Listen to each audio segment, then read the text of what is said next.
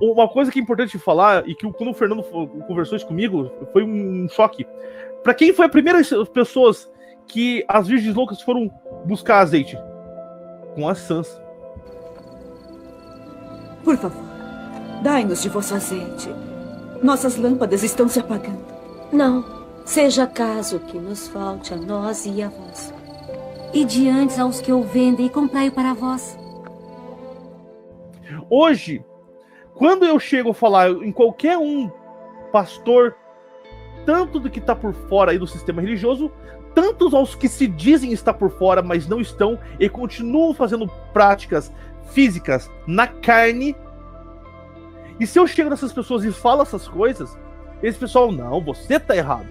Você está errado. E o cara vai fazer um exercício mental pesado para que eu entenda que eu estou errado e ele está certo. Correto? Ou seja, ele tem um azeite e eu não tenho. Só que eu não acho que essas pessoas estariam certas. Eu não acho que essas pessoas estariam falando a verdade. Porque não estão, para começo de conversa, não estão com o nome verdadeiro. Este nome testificado pela natureza. Esse nome que é testificado nas festas do Eterno. Esse nome que é testificado por tudo que há, por tudo que existe. Eu não acho que esses caras estão falando Yahushua, que é o nome sagrado do Filho do Rim, do Eterno Criador de todas as coisas. É o código, né? É o código. O código da natureza, sim. Código da salvação, Então, código da natureza, código de tudo. O que faria, né? O que faria essas virgens vir pedir azeite pra mim? O que fazia essas virgens loucas vir pedir azeite pro Fernando? Porque ignoram a gente o tempo todo. O que fariam? Só que daí eu convido mais uma vez os irmãos a voltarem no Apocalipse capítulo 3, né? E verso 9, pra gente poder chegar a essa conclusão aqui. De que Filadélfia é o bebê do capítulo 12 do Apocalipse, é o Filadélfia, no caso do capítulo 3, é a coluna do templo do capítulo 21 e do capítulo 3, de novo, verso 12, é as virgens que o Eterno, o Messias estava falando no 25, que por sua vez, olha o que vai acontecer. O pessoal vai pedir azeite, o pessoal vai chegar de joelho implorando azeite. Capítulo 3, verso 9 de Apocalipse. Vamos voltar lá. Eis que eu farei a sinagoga de Satanás, ao que se dizem e ao Rudim, e não são, mas mentem. Eu farei que venham e adorem prostrado, pedindo azeite aos teus pés, pedindo entendimento aos teus pés, e saibam que eu te amo. Por favor, dai-nos de vosso azeite. Nossas lâmpadas estão se apagando. Não, seja caso que nos falte a nós e a vós. E diante aos que o vendem, comprai-o para vós. Então o que faria as virgens loucas pedir azeite, entendimento? O que faria se não é uma coisa sobrenatural? Porque, Fernando, se não for uma coisa sobrenatural que aconteça, essas pessoas nunca vão vir pedir nada a nós. Nunca vão vir pedir azeite a nós. Tá certo? Quando que essas pessoas vão vir pedir azeite pra nós? Nunca. Tá certo, irmão? Então Claro, irmão, agora o que o irmão ia falar aqui, desculpa, cortei. Não, eu que peço desculpa, te cortei. Essa questão do sobrenatural é interessante, aí eu remeto a Tomé, né? Você veja que o Tomé teve que ver o sobrenatural para poder reconhecer que Yahushua havia realmente ressuscitado dos mortos, né? Ele teve que ver o sobrenatural. E quando que isso aconteceu? Foi em qual período? 40 dias. Foi dentro já do período de 40 dias, que ele já estava andando nos 40 dias aqui. E ele teve que ver o sobrenatural para vir se prostrar diante de Yahushua. Pediu para colocar o dedo no machucado ainda, né, do madeiro, para poder reconhecer, sabe? Então você veja que esse padrão já está marcado lá na questão do Yahushua lá atrás, na primeira instância. Sabe? Esse padrão, esse povo que não crê, vê, mas não crê no negócio, cara. Sabe? Eles precisam ver algo sobrenatural para ver, pô, realmente esse pessoal estava certo no que estava falando, estavam falando a verdade, a gente não quis ouvir, a gente não foi humilde para ir lá olhar, para analisar. Desculpa se eu tô falando algo meio forte aqui, irmão, tá? Me perdoe, você tá me ouvindo aí, né? Tá ouvindo tranquilo aí, né? Não, Não, tá, eu tô ouvindo bem. Você tá falando E uma coisa outra- forte? Só que é o Não, seguinte, Fernando. Tem que ser assim, cara, né? Tem que ser assim. Vai ter que ser falado desse jeito mesmo aqui. E como falou, se tá ruim, né? Com muita educação e com humildade, a gente pede. Tá ruim, por favor, desligue, porque a gente não tá aqui pra mentir. A gente não tá aqui pra falar pra ser seguido e que vem atrás da gente e olha, Exato, tá certo? exatamente. É porque é uma coisa pesada, é uma coisa difícil de se mastigar. Tá entendendo? O que a gente pede é que você procure entender, assistir até o final e entender o que a gente tá falando. Porque é pesado. É uma coisa meio pesada se entender. Tá certo? Talvez eu desejo ser o 144 mil, mas talvez eu não seja. Então, o Fernando deseja ser. Eu também desejo muito, cara. Como eu desejo, irmão. Sim, talvez você que esteja ouvindo nós agora e que tá meio que torcendo o nariz pra essa conversa aqui, talvez você seja um dos 144 mil. Tá certo? Então procure ouvir com calma, tá entendendo? Se não, né? Caso tiver ruim demais, daí você chega de dar corta mesmo a conversa aí, mas é assim que funciona, é assim que tá escrito, então é assim que vai ter que ser, é padrão. E outra, né? O próprio texto fala, né? Que é um povo de pouquíssima força, cara. Sabe? Né, irmão? É um povo de pouquíssima força. Então você vê, o que a gente vê, né? Normalmente aí dos pessoal que está ensinando isso vindo desde a igreja até porque quando fala virgem, das virgens loucas e virgens, está falando do pessoal que realmente saiu de dentro da prostituta, né? Ou pelo menos acha que saiu, e aí se torna uma virgem. Você larga a prostituta, você vira uma virgem, né? Assim, no sentido figurado da coisa. Então você veja que a parábola das virgens está falando mais daqueles, vamos dizer assim, hoje que gostam dos igrejados, né? Eu entendo dessa forma, sabe? Mas assim, você vê que está avisando ali que é um povo de pouca força.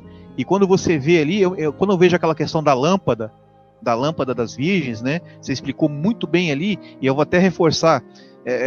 Para quem já leu, por exemplo, o livro A História de um Vaso, né? A História de um Vaso, depois nós vamos falar mais sobre isso, mas eu já vou dar um Boa. tapinha aqui. Boa, né? Eu vou dar um tapinha aqui. O que Abraão, por exemplo, aqui está escrito aqui o seguinte, ó: guarda o que tens. Na tradução aqui da Jerusalém tá: segura com firmeza o que tens. Eu me lembro do livro que Abraham, quando estava andando com o vaso, que ele encheu de azeite, olha aí, e acendeu um pavio, né? Então o vaso virou uma lâmpada, era um vaso cheio de azeite que virou uma lâmpada. Ele estava andando com aquilo aceso e ele não entendia a mensagem. Enquanto ele não entendia a mensagem, ele estava se achando ridículo, ele estava se achando um idiota carregando aquele vaso. Quem lê o livro vai ver isso. Porque estava todo mundo zombando, os pastores das ovelhas. Você lembra, irmão, que ele passava no meio dos pastores de outras ovelhas, entendeu? Que estava pastoreando outras ovelhas, e os pastores zombavam dele porque ele estava carregando um vaso com uma chama acesa em cima, cheio de azeite, e o pastor tirando sarro da cara dele. Aí o que acontecia? Ovelhas iam saindo daqueles rebanhos e iam seguindo, algumas ovelhas saíam. Olha essa montagem prefigurativa, que coisa mais linda isso. Como pode um ser humano, sem ter entendimento, escrever um negócio desse, meu amigo?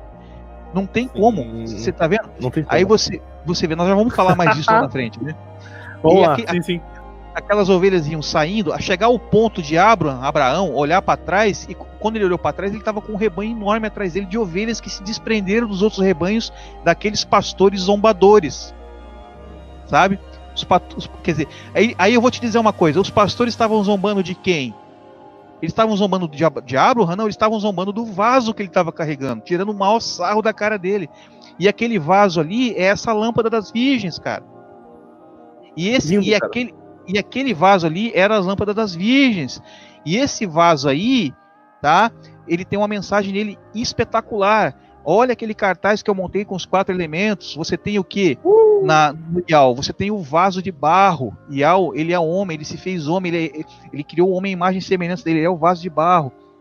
Dentro você tem o quê? Você tem o azeite cheio e aquela chama acesa, que é o Ru, que é o entendimento. E o que acontece depois com aquele vaso, irmão? Você está lembrado? Óbvio. O que acontece com o azeite?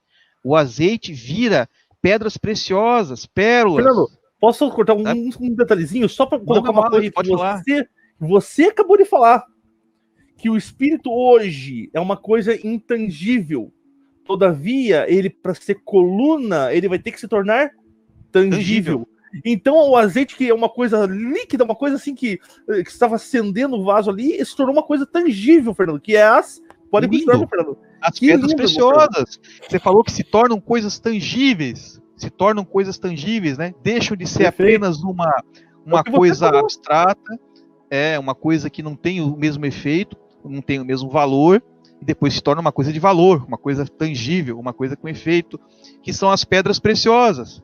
Ótimo, perfeitamente colocado. E outra coisa impressionante que tem nesse vaso é que eu vou provar de quem que esses pastores estavam zombando no vaso. De quem?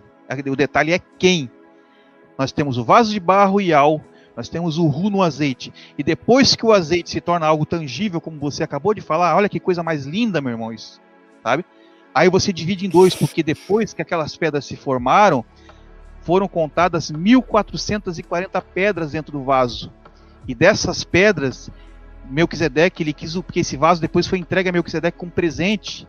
Melquisedeque fala, não, eu quero só o dízimo, eu quero 144, eles contam as pedras, tem 1.440, e eu quero só 144, e os 144, quem que são esses 144, meu irmão? Eles são a coluna do templo, eles são a expressão física humana, transformada em homens, do Ru, o Ru se torna homem, e o Ru se torna a coluna do templo não feito pelos mãos de homens, né? Do templo feito...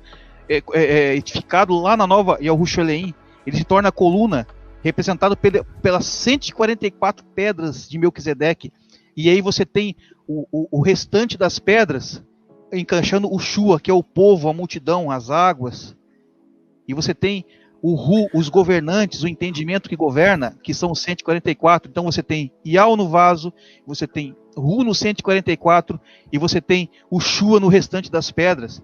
É desse vaso que os pastores zombadores estavam zombando, e que algumas ovelhas saíram e foram seguir Abraham, carregando esse vaso nas costas, e eu falei tudo isso para culminar só nisso, né? A gente está falando aqui, guarda o que tens para que ninguém tome a tua coroa. Abraham, quando entendeu a mensagem daquele vaso, ele agarrava o vaso, ele protegia o vaso das intempéries que estavam atacando ele, e ele começou a tratar aquele vaso, passar a mão como se fosse um filho, tratar daquele vaso. Ah, meu amigo, eu me emociono falando disso, sabe? Como eu queria que as pessoas entendessem isso, cara. Meu irmão, como eu queria que elas entendessem essas coisas, sabe? Pois é, agora uma coisa, se puder te cortar ligeirinho aqui. Não, pode falar. Uma coisa que é linda, que o tópico, cara, que a gente tá colocando aqui agora, aqui, a gente separou uns tópicozinhos aqui antes de falar essas coisas aqui, e você tá deixando uma deixa sensacional, cara. Não tava, é isso, para os irmãos entenderem, a gente tem não um script, um borrãozinho aqui do que a gente ia falar, né? Mas, cara, que absurdo, irmão. Isso tá fora do script e caiu. Nossa, e isso porque a gente nem começou a falar de Melquisedeque ainda, né? A gente falou um pouquinho lá, um pouquinho. Esse tantão agora que tá fora do script, né? Que absurdo, irmão. Que absurdo, irmão. Pode continuar, irmão. Desculpa te cortar aí. É que eu tô emocionado aqui também. Não, emociona porque a gente só tem confirmação em cima de confirmação, né? A gente tá tentando descobrir quem, digamos assim, quem é a coluna do templo, né? Que Al fala em Apocalipse, quem é essa coluna? E a gente tá esmiuçando aqui e a gente vai vendo que uma coisa vai levando na outra e o negócio vai ficando cada vez mais bonito. Eu falei da menorá, né? A menorá já caiu no Ru já caiu na coluna já caiu no 144, que são a base do governo, né, que são as pedras, e ainda eu nem falei do sacerdote. Você vê, o sacerdote no templo, ele carregava isso nele. O sacerdote, ele tem um corpo representando, digamos assim, imagem e semelhança do Eterno. Ele é um homem também.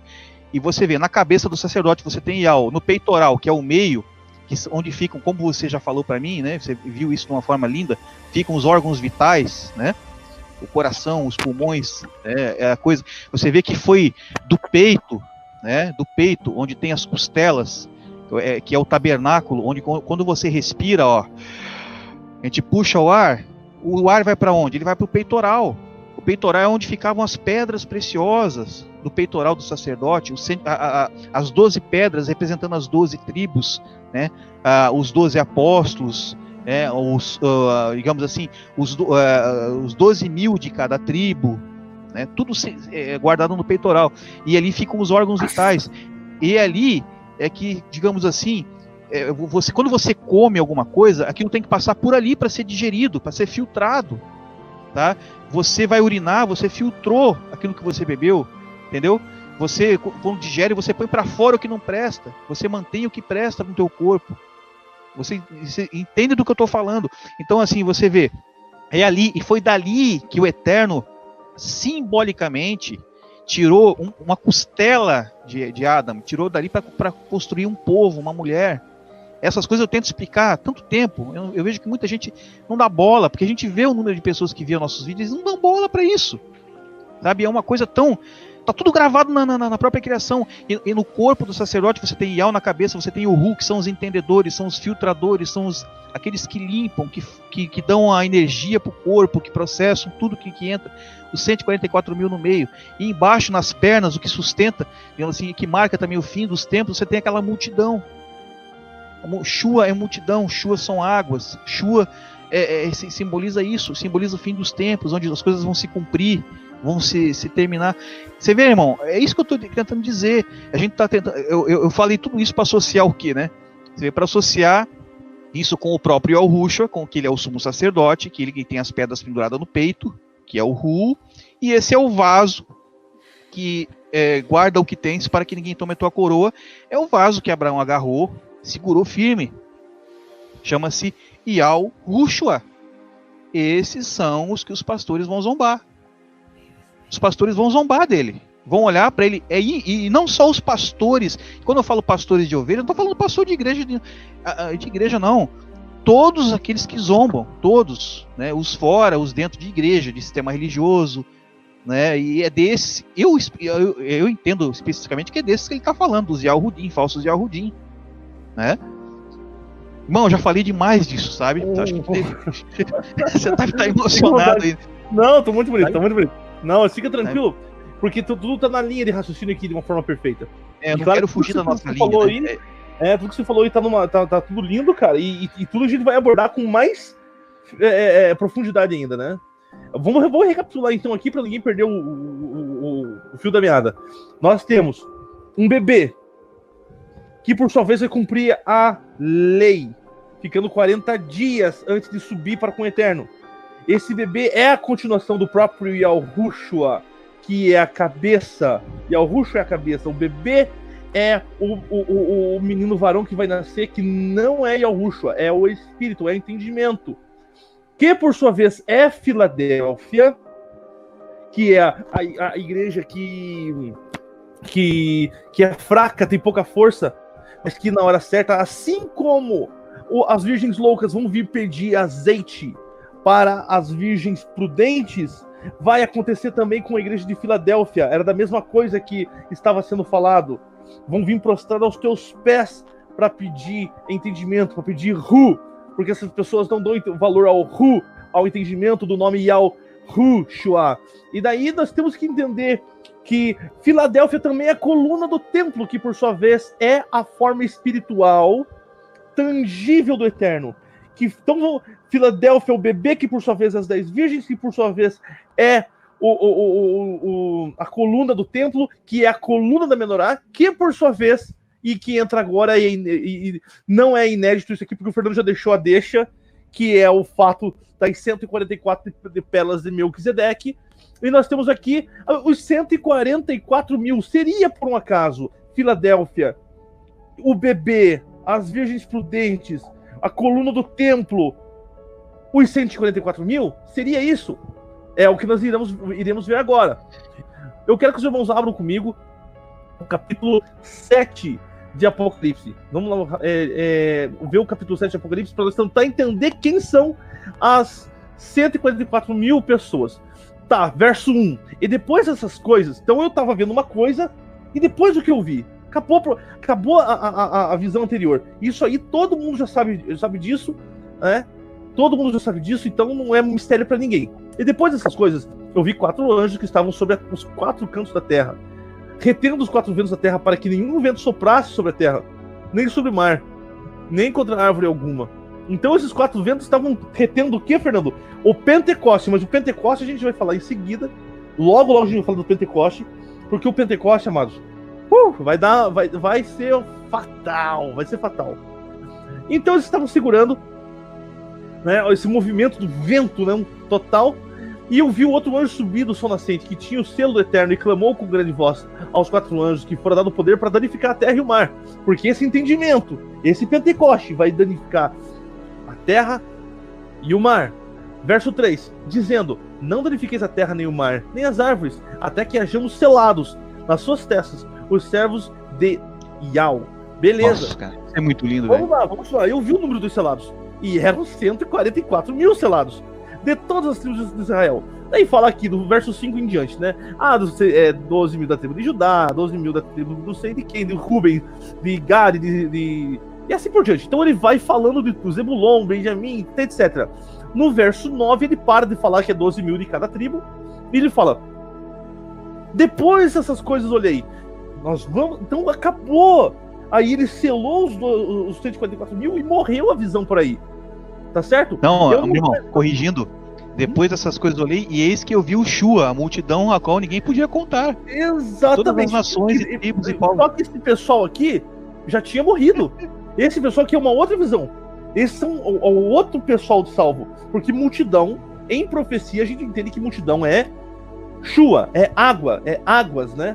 Então eu não quero que os irmãos confundam o Shua só com o povo do qual a besta vai surgir. Até porque vai surgir desse povo também de que nós falamos aqui, né? Mas vai surgir de multidão, de povos, tá certo, amados? Então isso aqui, a gente vai entender isso aqui em seguida. Isso já foi uma outra visão. Esse aqui o pessoal já tá morrendo já. Você vê que antes do bicho pegar, que os 4 anjos estão ali prontos para fazer o dano, trazer dano à terra, ele sela as 144 mil e o assunto babau, o assunto morre. Então agora, mas será que morre mesmo? Tá. Guardem, eu vou fazer uma pergunta para os amados. Quem é que sobe quem é que é raptado? É o bebê. Beleza. E quem é que volta com o Yahushua, hein? Teríamos uma resposta para isso? Para nós entendermos se seria por um acaso esses 144 mil? Vamos olhar. Apocalipse 14. Então vamos lá. Subiu o bebê. O bebê subiu. O bebê que é Filadélfia, o bebê que é o coluno do templo, o bebê que é as virgens prudentes, o bebê que é um ser fraco, o bebê que vai ser adorado, prostrar os teus pés até que saibam que eu te amo, o bebê que vão implorar a ele entendimento. De maneira alguma eu tô falando aqui que eu faço parte desse bebê, espero fazer parte, né? E o bebê é o que volta com o Yahushua na sua formação de 144 mil cabeças, 144 mil pessoas. Capítulo 14 de Apocalipse, verso 1, por gentileza, irmãos. Eu olhei e eis que estava o Cordeiro sobre o Monte Sião, e com ele 144 mil, que em suas testas tinha o nome do Pai. O nome do Pai, na sua forma completa, não é só Yau. O nome completo de Yau é Yahushua. Os dois, não é os dois, os três são um. E nós já vamos desmistificar essa conversa dos três serem um, hein? Esse é importante. O Pai, a Palavra e... O Pai, a Palavra e o Espírito. São três. Ah, mas isso aí é apócrifo. Não, nós vamos desmistificar esse assunto aí. Vamos lá. Então, Yahushua, porque Yau, ele se completa, a sua forma final é Yahushua, né? O pai é o filho, o filho é o pai. Eu até quero fazer um adendo rapidinho. Olha pra Menorá. A Menorá começa com 7 em cima e fecha em 1 embaixo na coluna. Verdade, irmão. A Menorá é sustentada por um ponto único. Você não acredita no que está escrito, acredita naquilo que o Eterno mandou construir, mandou fazer como um símbolo, né? Símbolo, apenas uma sombra, né?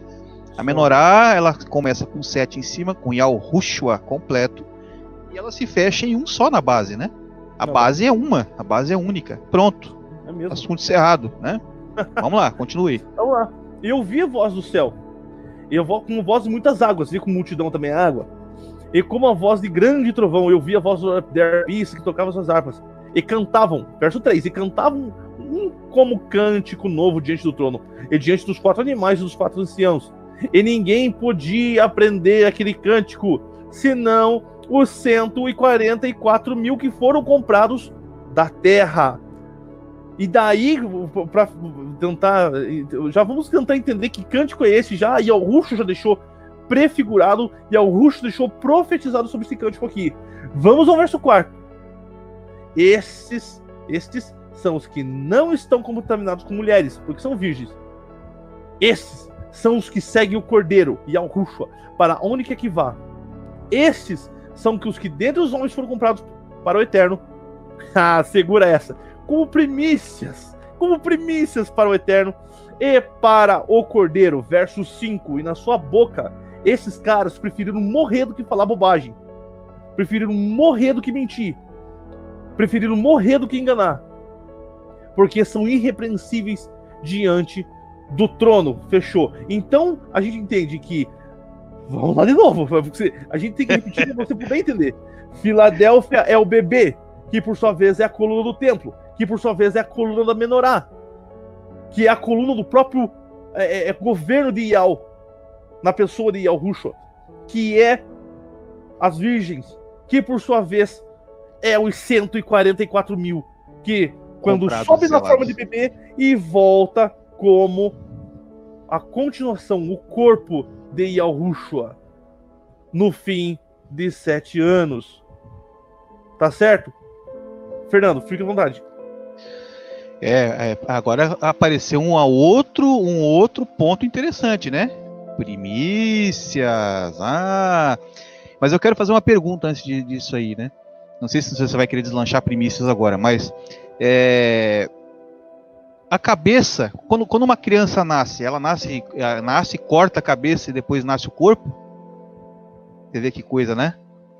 E Yahushua, quando ele veio, o que ele fez? Ele ficou 40 dias. Eu posso voltar nesse ponto, irmão? Não sei se tem problema. Não, vou falar. Nossa, Fernando. Eu tô com medo, eu não sei se eu posso. Eu não quero dar um spoiler aqui sem ser a hora, né? Não tem problema, Fernando. Se der spoiler, também não tem problema. Tá, então vamos nessa. Eu acho que os entendedores já estão entendendo até muita coisa, né? Sim. Você vê, ele veio e ele morreu, ressuscitou e andou 40 dias, né? Nesses 40 dias ele ficou com os discípulos, por acaso ou não? Ele ficou, né? Ficou com os discípulos, ele andou com os discípulos, e aí ali os discípulos creram muito mais nele, que antes dele morrer eles não criam com toda a força, a gente sabe disso, é só você ler e ver as histórias, né?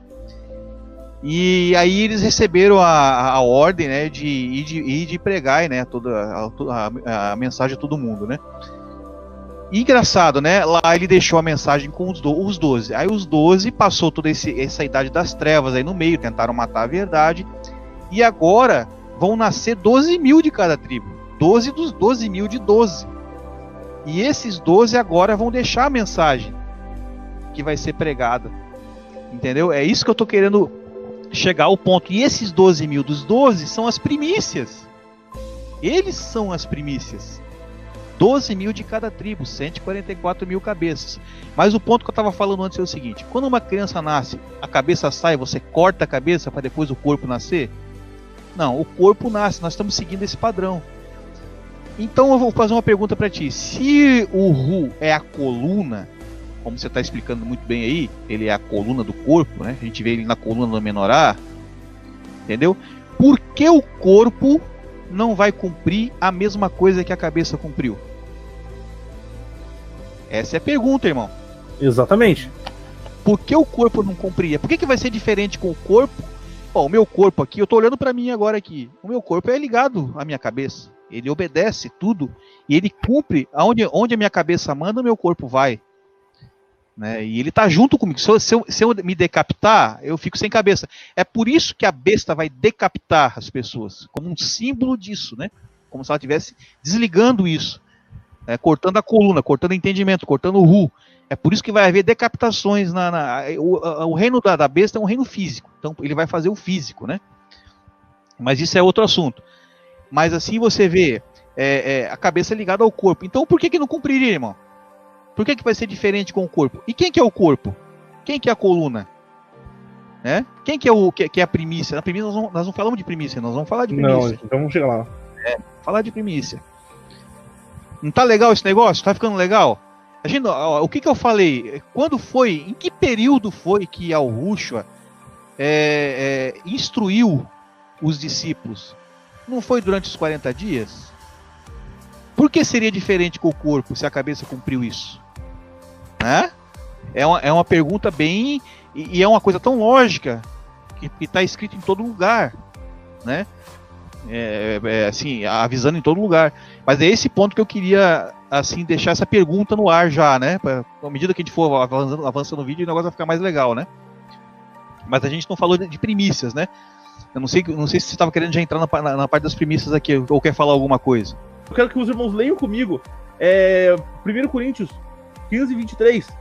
Porque assim como todos morrem em Adão, assim também todos serão vivificados em Yahushua, mas cada um em sua ordem. Daí fala assim: Cristo as primícias. A palavra Cristo, na verdade, é ungido. A palavra Cristo, na verdade, é aquele que é eleito, aquele que, né? Cristo as primícias. Vamos corrigir a palavra Cristo aí? Vamos colocar como palavra eleita? Vamos colocar com a palavra ungida? Vamos lá. Mas cada um por sua ordem. Primeiro, as primícias ungidas. Então a primícia é a primeira a chegar, cada um por sua ordem. Quem chega primeiro é a primícia. Depois os que são do ungido, né? De Cristo, de Yahushua, na sua vinda. Então não me vem com essa de que, todo mundo vai ser arrebatado. Não, não tem essa. É só a primícia que é apresentada diante do trono. É só o bebê que se apresenta diante do sacerdote.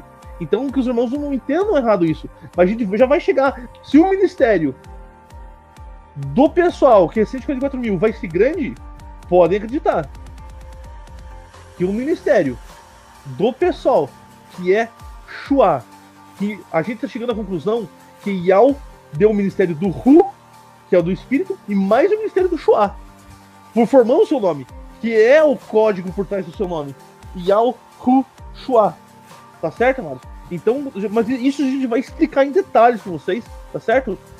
E daí, assim, o que mais a gente tem de bom aqui? A gente tem de bom que o Hu tá no meio do nome, né? Que isso é importante. Não esquecer que o irmão já comentou sobre a menorá, né? Que é a coluna do corpo. Pensa assim comigo, amados. Se uma pessoa quebra uma vértebra da sua coluna, ela consegue andar? Não, ela não consegue andar. Ela fica paraplégica. Ela perde os pés, as pernas. Ela não sente mais nada nas pernas. Tá certo? Dependendo onde quebra em sua coluna, ela fica tetraplégica, que é sem sentir nada do pescoço para baixo. É assim o corpo do Eterno. É por isso que o Fernando comentou uma vez comigo, e a gente esqueceu de colocar no tópico. É por isso que há a profecia onde diz que nenhum dos seus ossos foram quebrados. Nós esquecemos de colocar isso aqui, Fernando, no nosso tópico. Mas de fato... Verdade. E a gente entende que é muito do Eterno do que a gente está falando, que a gente não está falando bobagem aqui, porque tudo isso a gente não está deixando falta. Até então, a gente não está esquecendo nada do que a gente comentou nesses praticamente 2 meses que a gente tem conversado. Eu não sou de conversar com o Fernando, a gente conversa de vez em quando, né? É raro até relativamente de conversar, mas desse período para cá tem sido muito frequente, porque é uma paulada em cima da outra, é uma coisa em cima da outra, tá certo? Então não é que né, é sido fatal mesmo a forma com que o Eterno tem mostrado as coisas pra gente, né? Então não esquecer então que tem essa a coluna humana, né? A coluna humana tem isso, né? Você fica tetraplégico, né? Se você não quebra um dos teus ossos, né? Daí é o seguinte, é importante agora não esquecer, falar um pouquinho do homem no meio da menorá, que a gente tá falando aqui da coluna, né? E daí quando você pega ali em Apocalipse 1 e 13, né? Vamos dar uma olhadinha em Apocalipse 1 e 13, onde fala que ali tem um homem no meio dessa menorá, né? Onde sendo, né? Como é que eu posso falar? O próprio Yahushua, mas o que o Fernando acabou de falar? Que a cabeça e o corpo estão conectados, né? Então quando você pega aqui para ver o meio, tá no meio da menorá. Eu vou ler aqui e o Fernando vai explicar isso aí para vocês. E no meio dos 7 castiçais, um semelhante ao filho do homem. Semelhante. semelhante, igual. Vestido até os pés com roupa comprida e cingido pelos peitos com um cinto de ouro. Isso é muito interessante esse detalhe aí. E, Fernando, quer descer aí, por favor? Pois é, isso é interessante que você vê. Eu, quando vi isso aqui, eu fiquei chocado, porque eu vi, inclusive, depois de ter percebido a questão da menorá ali, né? Do Ru na menorá. E você vê que ele está exatamente no meio, né? No meio de. Virei para ver quem falava comigo, e virando-se, vi 7 castiçais de ouro. Ele viu 7 daqueles candeeiros, né? Aceso. Que é exatamente o número que tem na menorá. Mas ele não viu um menorá, ele viu só os candeeiros. Mas no meio, em vez de ter uma coluna, digamos assim, como você vê na menorá normalmente, uma menorá de ouro, você vê aquela coluna feita de ouro. Não, a coluna era esse próprio homem. Sabe? É como se ele fosse a coluna daquele 7, ele estava no meio. Então é um menorá, mas em forma humana, né? Cara, isso é muito lindo esse negócio, sabe? Ele dando uma confirmação desse entendimento pra gente, sabe? E você vê que, além disso, ele estava cingido com cinto, né? Na altura dos peitos. Mas você vê que ele não citou a questão de pedras no peito, como se o corpo tivesse incompleto, sabe? Como se faltasse ainda as pedras para completar o cinto de ouro do peito dele. Por que eu estou afirmando isso? Porque você vê isso na roupa do sacerdote no templo. Ele tem essas 12 pedras, ele tem essa placa com as 12 pedras. Por que esse aí está sem? Aí você reparou que depois, em seguida, ele começa a falar das 7 igrejas?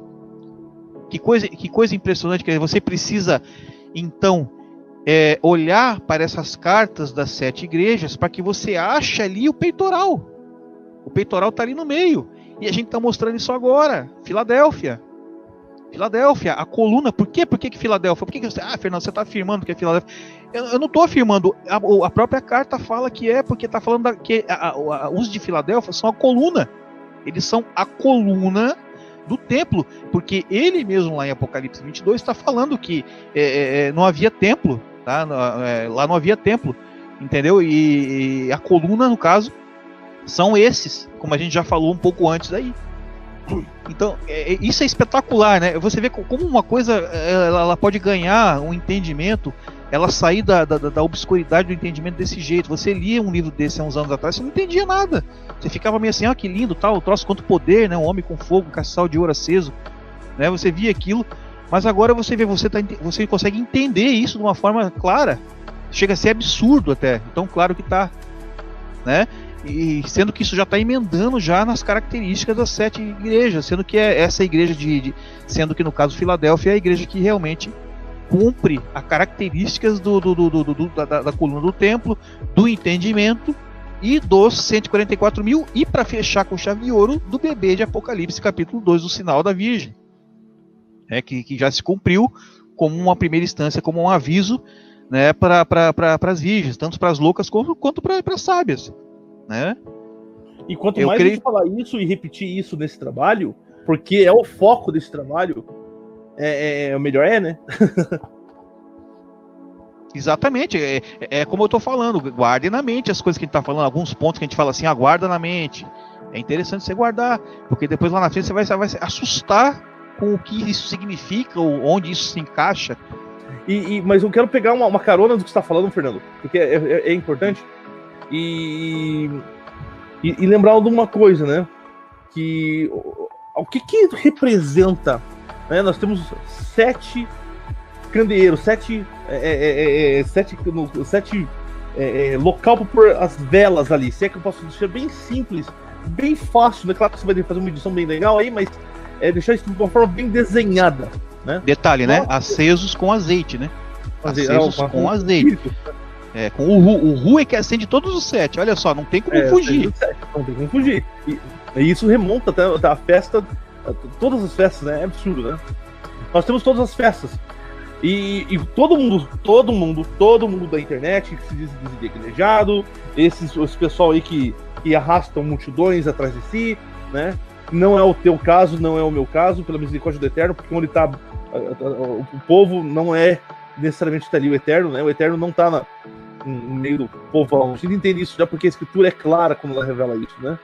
O povo, ele tem um costume muito estranho, Fernando, de seguir. Lembra que o Messias está lá no meio do... E a gente já vai falar, meu corpo verdadeiramente é comida, meu sangue verdadeiramente é bebida, né? A gente já vai chegar nesse papo aí, que é importante. Mas você vê um detalhe lá que é importante, que o povo estava atrás, a multidão, né? Só para encher a barriga. Físico.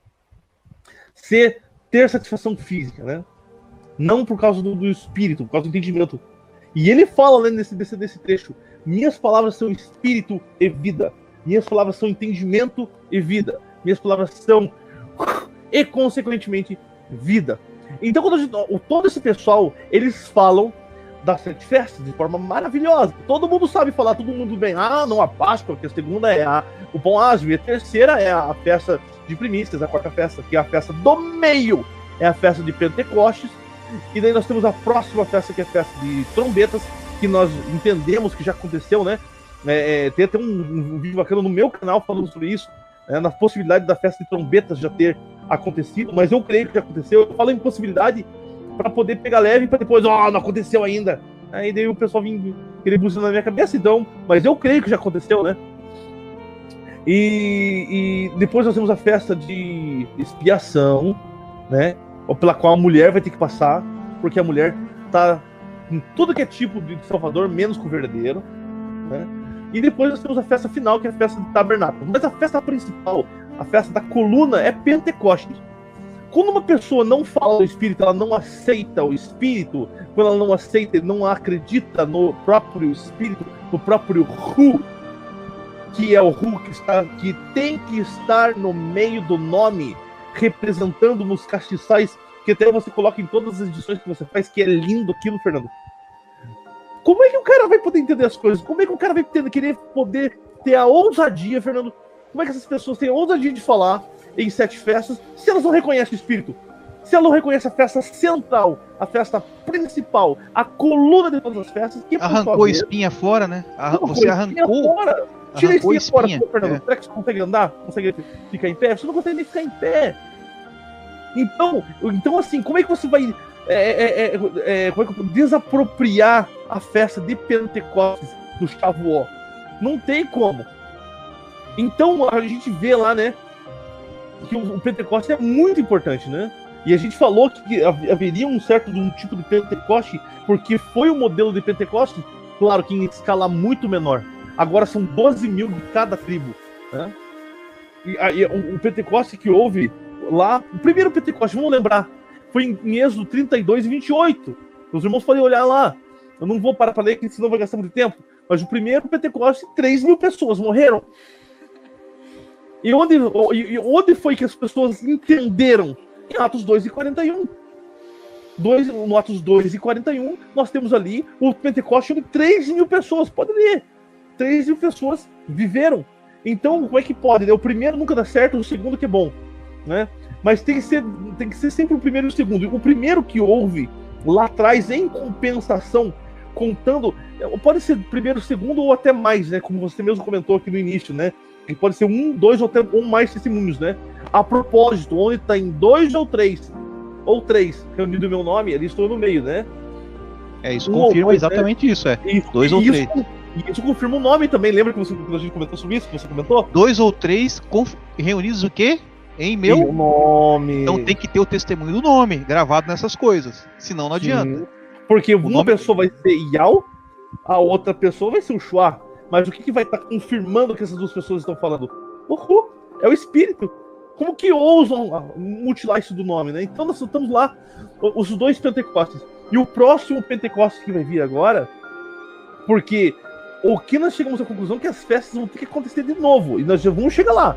O primeiro aqui eles vão só falar sobre isso aqui. A festa do Espírito, que é a festa do Pentecostes, que é a festa do entendimento.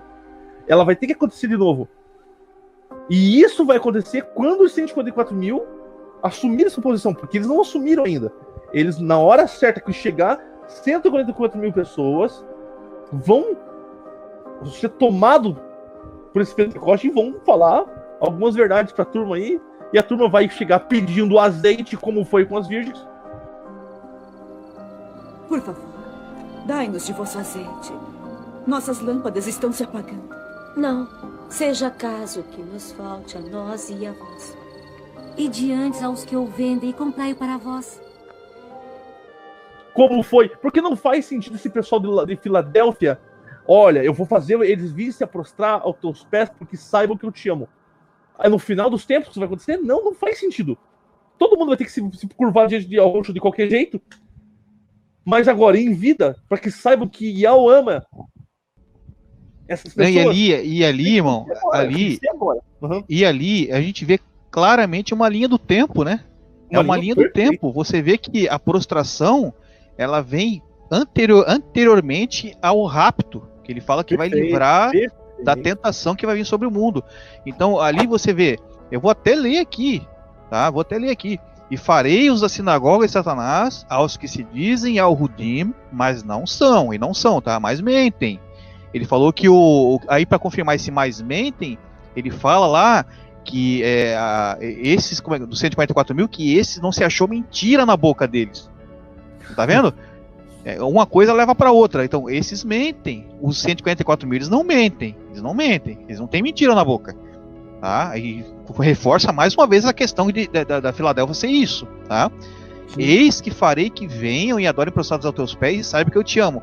Aí ele continua, como guardasse a palavra da minha paciência, também te guardarei da hora da tentação. Não veio ainda a hora da tentação, vai vir depois. Sim. É uma coisa posterior, é uma linha do tempo. Então não tem como desabonar o espírito. A gente vai falar muito do espírito ainda, não é o momento ainda, que agora a gente vai entrar a falar das colheitas, porque a gente ainda tá falando de quem é o bebê, de quem é os 144 mil, quem é Filadélfia, quem é as virgens, de quem é a coluna do templo, né? E agora entra mais um detalhe que eu acabei de ler ali, que eu peguei carona no Fernando ali, né? Mas eu li pra vocês ali, que a sequência estabelecida por Shaul, que está no Apocalipse, porque o que sobe é o bebê e desce 144 mil. Nós temos a primícia que nós temos aqui na sequência. A primeira de tudo é a cevada, né? Representada pelo quadro que está aí. Nós temos esse quadrinho aí, nós podemos ver que a primícia, ela é a primeira, como vocês podem ver. No mês de Nissan é que a colheita da cevada acontece. Depois que a colheita do trigo e por final, quando as uvas estão maduras, é a colheita de uvas, não é verdade? Então, mas só que a primícia, amado, ela é... Como é que é apresentado lá o 144 mil? Como é que os 144 mil são representados? Lá no Apocalipse 14 e verso 4. Esses são os que não estão contaminados com mulheres, porque são virgens, que seguem o cordeiro, que são comprados dentre os homens, como primícias, como a cevada, como o bebê que é apresentado por 40 dias, logo que passa 40 dias, esse bebê é apresentado. Então nós temos que lembrar disso, lembrar um pouquinho das primícias aqui. Tá certo, Márcio? Fernando, quiser falar, Fernando, pode descer a linha. Aí a gente já começa a cumprir aquele plano que você falou, né? Que primeiro as primícias é que são levadas, né? Cada um por sua ordem, né? Como a gente leu ali agora há pouco. Palavras de Shaul, né? Então você vê, tem uma ordem para as coisas serem levadas, né? E as primícias, no caso, a cevada. Você quer que eu comente um pouco das características já? Verdade, essa é a ordem, dessa mesmo. Vamos comentar aqui então. Você vê, a gente tem uma diferença bem característica da cevada para o trigo, né? Não vou nem falar das uvas aqui. Vou falar da cevada e do trigo, dos dois cereais, né? A cevada, o Eric já falou que pela lei, dentro do padrão do timing lá de Israel, né? Pela lei, ela é colhida no mês de Nissan. A gente já tem até um mês para que ela é colhida, tá? E a cevada, ela é um cereal que ela tem a casca bem macia. Então quando você colhe a cevada, você consegue descascar ela fácil, sabe? Aí você já vai começar a entender o porquê que os 144 mil vão primeiro. Por que eles vão primeiro? Nós vamos saber agora. Eu acabei de falar por que eles vão primeiro. Primícia, tá? Então você vê, a cevada, para você descascar ela descasca facilmente. Você simplesmente pode assoprar ela, né? Você pode jogar ela para cima, que o próprio vento, né, o próprio movimento no vento, ele já descasca. E aí eu pergunto, né, para quem já está mais entronizado no assunto, O que é o vento? Né? O que o vento significa? A gente está falando toda hora. O vento é o Ru, é o entendimento. Então é como se a cevada ela fosse um cereal que ela se circuncidasse facilmente. Ela corta a casca dela facilmente, ela corta a pele dela facilmente. Ela é facilmente circuncidada somente pelo vento, pelo Ru, pelo entendimento. O entendimento vem facilmente, já quebra aquela casca. Por isso que os 144 mil são caracterizados como cevada. Porque a cevada tem essa característica de ter o coração mole. O coração, a verdade bate, já comove e eles já transformam, eles automaticamente. Sabe? Eles não têm o coração duro de achar que estão com a razão. Não, você está certo. Isso aí não está certo. Eu estou certo eu que eu sigo a vida inteira isso ou aquilo. Entendeu? E você já vê isso no trigo. O trigo, por exemplo, a cevada é um bom cereal e tem a casca mole. O trigo é um bom cereal também, só que ele tem a casca dura. E o trigo, para ele perder a casca, ele precisa ser tribulado, ele precisa apanhar, ele precisa ser surrado, ele precisa ser esmagado, chutado. Entendeu? Ele precisa ser judiado um pouco para ele poder ver que ele está errado. Ele tem a casca mais dura, ele tem o coração mais duro. E isso quem criou não foi o Fernando Monteiro que criou, não foi o Eric Guimarães que criou. Isso quem criou foi Yahushua. Yahushua que criou desse jeito. Entendeu? Para que simbolizasse os tipos de pessoas que vão ser tomadas para ele, né? Uns serão colhidos como cevada, outros serão colhidos como trigo. Não queira ser colhido como uva. Não queira ser colhido como uva, porque está escrito no próprio Apocalipse que ele pessoalmente vai pisar o lagar da ira do pai dele. O próprio Yahushua vem para pisar esse lagar. Essa é a última colheita, colheita das uvas.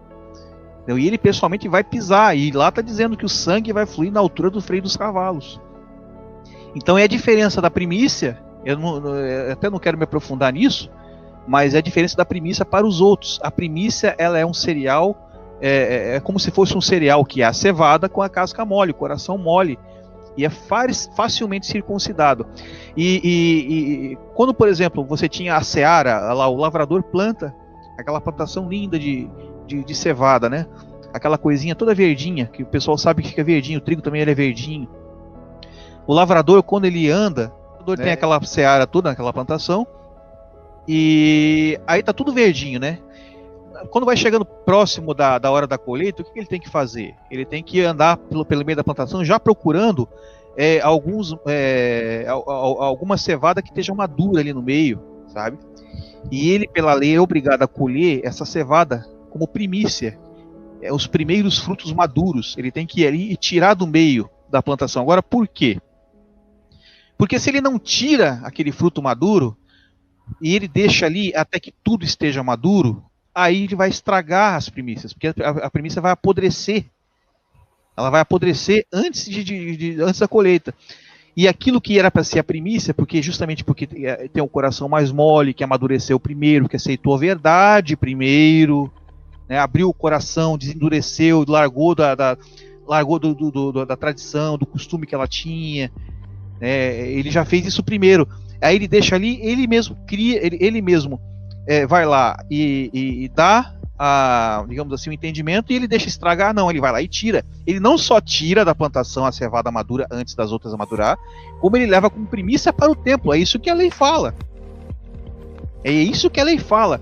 E aí a gente já começa a entender a coisa horrível que a religião fez com o dízimo.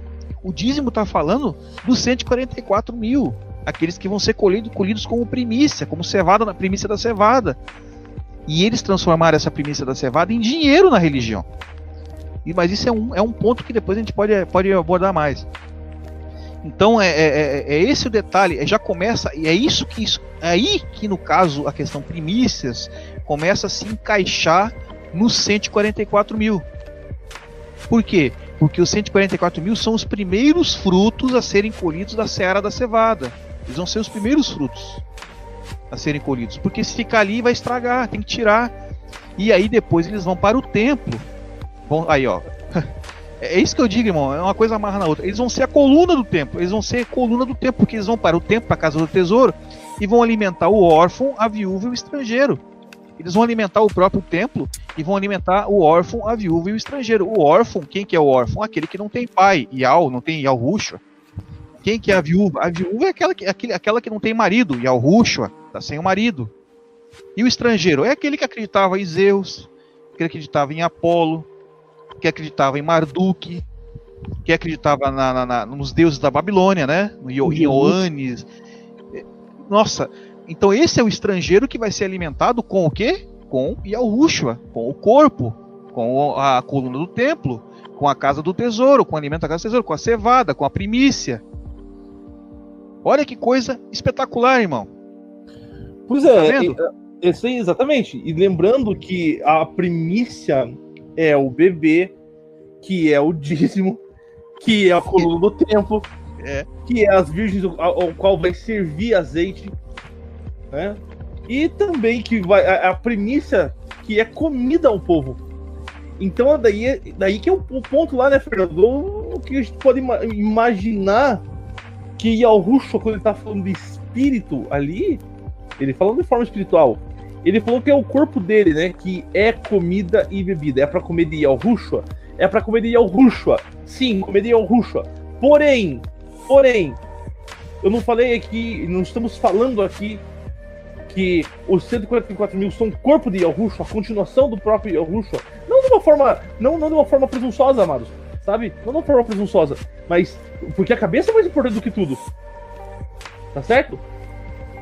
A cabeça é a coisa mais importante de tudo. Só que o corpo vai ter um padrão muito interessante, porque o corpo tá seguindo o mesmo padrão. E o corpo vai ser comida. Então o meu corpo é comida e bebida. É porque o nome dele tem Ruixuá. Meu corpo verdadeiramente é comida. Meu sangue verdadeiramente é bebida. Sim, exatamente. Espetacular. É espetacular, mano. Então, né, se quiser falar mais sobre isso, irmão. É, exatamente. O corpo, meu corpo, o dízimo, 144 mil, o bebê, né? Verdadeiramente é comida. Meu sangue, o corpo, tá no corpo também. É a vida, o sangue é a vida, tá? Os 144 mil, tudo isso aí, o ru, o entendimento, a coluna, né? Verdadeiramente é bebida. Olha, é impressionante como as coisas, né? Elas são todas intrínsecas, né?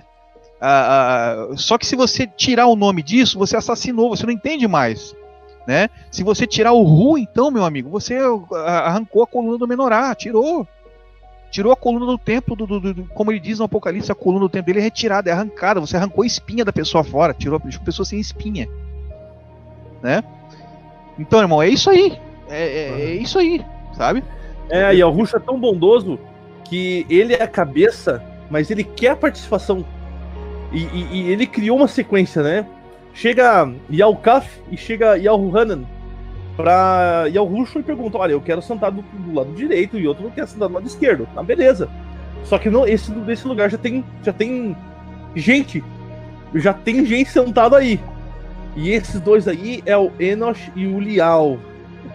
E agora eu quero falar com os irmãos, agora entrar nessa sequência aqui, pegando já esse gancho aqui. E saber que nós temos primeiro de tudo a cabeça, que é Yalhushua. Nós temos o Lial e Enoque, que são logo em seguida. Depois vem os 24 anciãos, ao qual os 144 mil servem. Depois tem os 144 mil. Depois vem o povo, a multidão, o Shuá, né? Ao quem os 144 mil vão estar servindo. Nós seremos servos do Shuá. A gente não é maior que o Shuá. Esse é o ministério de Yalhushua, né? Ministério de ser servo, né? O maior serve o menor, né? Muito bem, é isso aí. Isso aí. Então, aqui no mundo é o contrário, né? No mundo, o menor se desgraça para servir o maior, né? Perfeitamente. Aqui, lá no nosso... Tanto é que esses que vão ficar para trás, isso voltando na colheita, até um adendozinho, tem a respiga, né? Aqueles que ficam para trás, aqueles que caem na colheita, que cai, a gravidade leva eles, a gravidade ainda consegue levar alguns, né? E esses ficam para trás. Por isso que as pessoas negam a gravidade, estão negando essas coisas, negam a lei, né? Estão negando a lei do eterno. Nega a lei. A respiga é exatamente isso. Aqueles que ficam para trás vão alimentar quem? Quem que ia respigar nas plantações? Estudem sobre a respiga. As viúvas que não tinham condição financeira de se manter, elas iam respigar na colheita. Era proibido colher aquilo que caísse no chão. Era proibido. Você estava colhendo. Pegar, né? Caiu, aí o estrangeiro, você também não podia colher os cantos da plantação nas estradas, porque daí os estrangeiros passavam ali, tinham comida, e podiam comer daquilo que ficou para trás, né? Ou daquilo que caiu no chão. A lei permitia que as pessoas, os órfãos, as viúvas, fossem lá respigar, pegar, ou seja, os que ficarem para trás vão alimentar ainda esses que são órfãos, que não têm Yalhushua como pai, que não têm Yalhushua como marido, né? Que não tem Yalhushua como único supremo deles, no caso dos estrangeiros, né? Dos gregos. Vamos dar o exemplo assim, usando termos antigos, dos gregos, dos fenícios, né? Dos filisteus, né? Você veja que coisa linda a lei, né? Como legislou bem Yahushua, né? Prefigurativamente falando, né, meu irmão? Pois é. Então quando a gente tá falando aqui nessa sequência aqui, que não é uma coisa ruim esse trabalho, essa sequência, né? Que todo o pessoal que vai ter que ficar para trás, né? A gente não tava falando que a gente vai acabar servindo, a gente vai dar de comer esse pessoal, porque com primícia a gente vem e dá de comer o povo, o Shuá, multidão, que significa águas, né? Mas aí agora, como é que fica? Então agora a gente já sabe. Vamos repetir tudo de novo. De você, nossa, que cara chato. Não, mas isso é pra fixar na mente de vocês o que a gente tá tentando passar pra vocês aqui.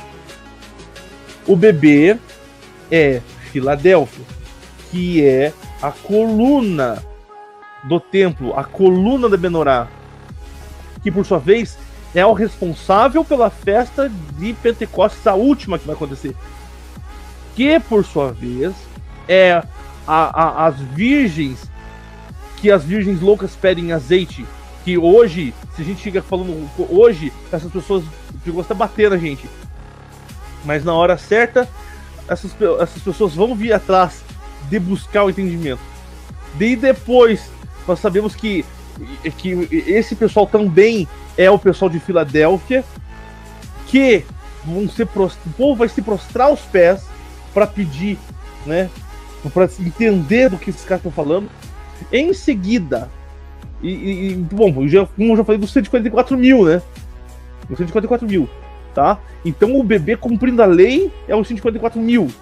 Filadélfia, beleza, já não adianta ser prolixo, a gente tem que repetir isso aqui, é chato, eu sei, mas paciência, mano, vamos lá. Agora eu vou fazer uma pergunta. Aconteceu só uma vez esse esquema do Yahushua subir, ficar 40 dias antes e ter feito maravilhas antes? Outra, Yahushua sabia quando ele ia subir. Ele ficou ali uns 40 dias, esse período de 40 dias, para cumprir a lei. Assim também vai subir o corpo. Mas nós temos mais dois rápidos e uma salvação mencionada nas escrituras, que é Enoque. Ele foi raptado, como os irmãos sabem.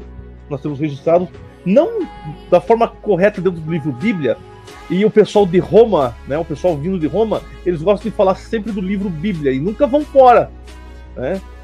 Nunca vão fora buscar entendimento. Os livros apócrifos que Roma tirou. Mas como essas pessoas, por mais se digam, né, qualquer coisa, elas ainda estão, né, como são vindas de Roma, oriundas de Roma, então não estão virgens, não nasceram de novo, né? Então, quando você busca nos livros fora da Bíblia, nós temos o rapto de Enoque. Quando você vai para Jazar ali, né? E você entende no capítulo 3, Jazar que é o Shor. Procura o livro de Jazar, gente. Tá? É um livro que está fora da escritura. Por quê? É uma pergunta que ninguém entende, que ninguém responde. Porque é uma coisa super espiritual aquilo ali. Enoque, antes de ser raptado, ele sabia que ia ser raptado. Capítulo 3 de Jazar, só os irmãos dão uma olhada ali. Ele ficou um tempo, ele ficou tipo sumido. Só que, do mesmo jeito que quando Yahushua ficou 40 dias em cima do Monte Sinai, pegando a lei do Eterno, quando Yahushua desceu, ninguém podia olhar em seu rosto, porque ele tinha uma aparência divina. Todos tinham medo. Assim também vai ser com... Assim também foi com Enoque. E assim também nós entendemos que vai ser com os 144 mil, porque também foi assim com Yahushua. A ponto de Yahushua transcender na frente das pessoas, atravessar a parede, era tangível, era possível pegar nas mãos dele, mas ele fazia aparecia e desaparecia quando ele queria. né? Então Enoque tinha esse poder, ele sabia que ia ser raptado. Nós teríamos, por acaso, um outro rapto documentado, foi o do nosso irmão Ulial, chamado de Elias, né? Enoque e Elias, e esses dois são os 2 testemunhos, né? O Ulial, ele fez toda uma sequência. A gente já vai falar mais de Ulial e de Ushua, de Elias e Eliseu, e o Fernando já deve ter uma palhinha maravilhosa no último vídeo dele, mas a gente vai retomar aqui porque fazia parte do fim da história do nosso assunto que a gente está falando aqui agora. Então, olha o que acontece. O Lial, ele subiu também do mesmo jeito. Quando os irmãos pegam em 2 Reis 2 ali, não só o Ushua, Eliseu sabia que ele ia subir. Não. Ele estava caminhando por ali e tinha filhos dos profetas que falavam, ainda debochavam de Ushua, debochavam de Eliseu. Olha, o teu mestre vai ser levado. Todo mundo já sabia. Depois que ele tinha feito as milagres e maravilhas, né? Tinha sido o perturbador do povo do Eterno, né? Falado o nome verdadeiro ao povo. Ele sabia que ia ser arrebatado, ele já sabia. De forma que mundo... Oi? De secreto, né, irmão? O arrebatamento de Ulial não tinha nada, né? Nem dele, todo mundo sabia. Todo mundo sabia.